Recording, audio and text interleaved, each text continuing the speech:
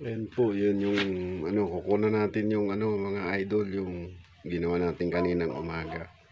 Hindi ko nakunan kanina pagkatapos kasi biglang lumakas yung ulan, bumuhos yung ulan. Yung ginawa po pala natin kanina, yung mga ginawa nating abono to sa mga tanim. Yung kinuha po nating mga lupa, yung po yung mga pinagsigaan. Inipon po natin, kinuha natin. At yun ang nilagay natin sa mga puno ng halaman.